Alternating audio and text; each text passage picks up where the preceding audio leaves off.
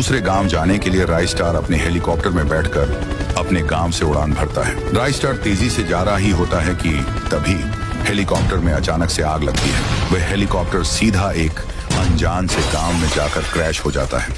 राइस्टार तो बच गया, पर उसका हेलीकॉप्टर तहस नहस हो गया था। राइस्टार ये गांव में पहली बार आया था। तभी 7 बज जाती है। धीरे धीरे अंधेरा हो रहा था। चौंकाने वाली बात यह थी कि चारों तरफ काऊ काऊ की आवाज आ रही थी। यह आवाज सुनकर लोगों के बीच अफरा तफरी मच जाती है। लोग अपने अपने घर के अंदर जा रहे थे। चेहरे पर अलग ही चिंता थी और उनके बदन थर थर कांप रहे थे। राइस्टार गांव में थोड़ा और घुस जाता है। राइस्टार को कुछ समझ में नहीं आ रहा था। तभी ऊपर से एक बड़ा कौवा उड़ते उड़ते राइस्टार की ओर बढ़ रहा था।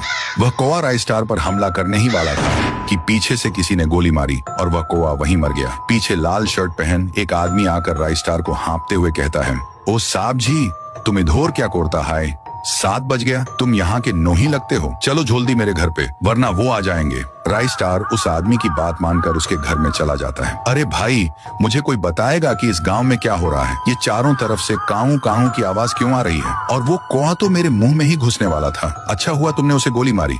अरे साहब जी, मैं तुम्हें क्या बताऊं, और 7 बोझे इस गांव में कौवों को हमला होता है, इसलिए सभी लोग अपने घोर में चले जाता है। जो भी घोर में नहीं जाता है, वो कौवा उसके डायरेक्ट मुंह में घुसकर उसे कुत्ते की मौत मार देता है। और भी कौवे पैदा हो जाता है।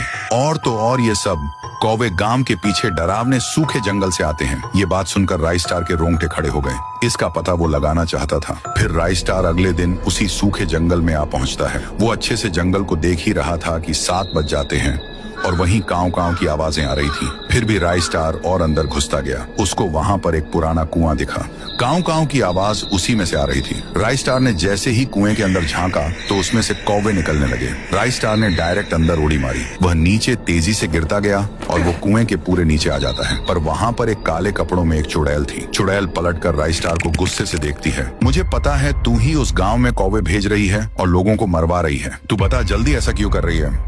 तू कौन होता है मुझसे पूछने वाला? अब तू नहीं बचेगा। तू अगर मुझे बताएगी तो मैं तेरी कुछ मदद कर सकता हूँ। बता। इतना कहते ही वो चुड़ैल रो के कहने लगती है। ये बात है 5 साल पहले की। तब मैं सारे गांव की महारानी थी और इस गांव में रहा करती थी। तभी एक दिन मेरे दरबार में मेरा मंत्री आया और कहने लगा, महारानी जी, आपके सल्तनत में एक ऐसा कुआं है जहाँ पर पानी की जगह सोना बहता है। अगर हम उस सोने को निकाल लेंगे तो हमारी सल्तनत में कोई भूखा नहीं सोएगा। उसके बाद क्या था, उस मंत्री ने मुझे एक जंगल में इसी कुएं के पास लेकर आया। उसके बाद मैंने इस कुएं में सोने की आस में झांकने लगी। तभी उस मंत्री ने मुझे पीछे से धक्का दे दिया और सीधा मैं उसके अंदर गिर के मर गई। उसने मुझे पागल बना के मेरी जान ले ली और खुद वहां का राजा बन गया। इसलिए मैं गांव में ऐसा हमला करवाती है।